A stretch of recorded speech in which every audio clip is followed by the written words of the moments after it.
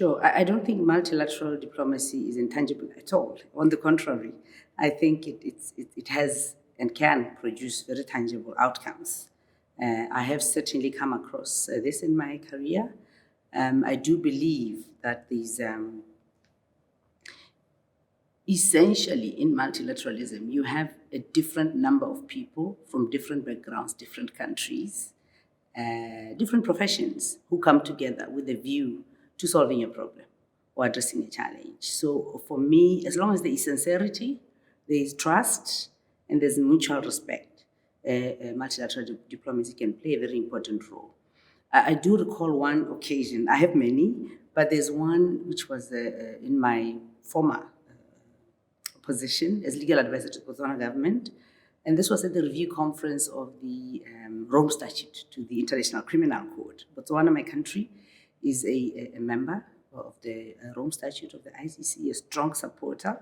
So we joined the conference in Kampala, in Uganda, where negotiations on amendments to the Rome Statute were happening on the crime of aggression. It was a tough negotiation. We spent sleepless nights, long days, but at the end, it happened because of multilateral diplomacy, of the preparedness of delegations, different people from different backgrounds across regions to compromise and meet each other halfway. So we had a good result, and I believe that in the current context that we see, those amendments, even though not all countries are members of the Rome Statute, I think those amendments are very relevant and very useful for the world, for world peace.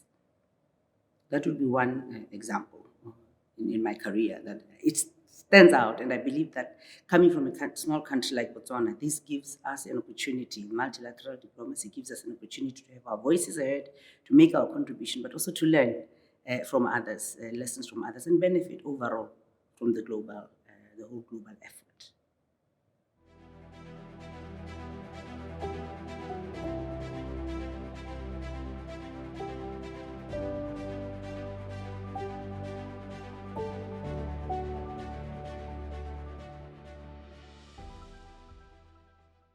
These 5 Ps are a very good sort of cross-cutting way across the 17 goals that we can look at how we can advance the world in the direction of sustainable development. So, and they are not in any order, of course, of importance. I know that in many UN documents, they have a certain order.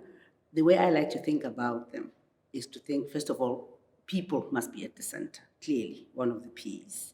People, making sure that people live lives of dignity and that poverty is reduced or eradicated if we can. For me, this speaks very directly as coming from a developing country and a country that experiences high levels of poverty, a region that remains behind in terms of development, the region of Africa.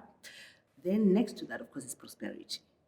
In order to develop people, to make sure that people get a better quality of life, you must have a conducive environment for people to prosper and live well.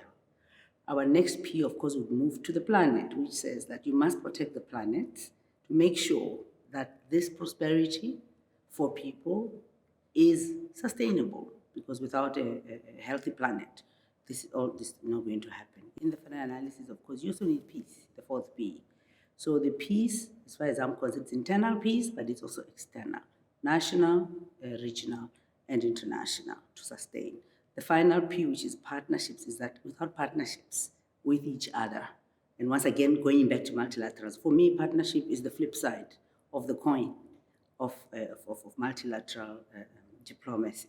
So if we partner together, not just to raise the resources, but also to make sure that we all move forward together in that environment of trust, I think that this is how we can succeed. And as I said, for small countries like Botswana, these Ps, we have incorporated the SDGs into our national planning processes, but we have also noticed that the 5 Ps are reflected in our own national priorities anyway. So there's a compatibility between our national priorities and aspirations and values and the SDGs. So these 5 Ps are also very, very critical and useful for us as we move towards achieving sustainable development.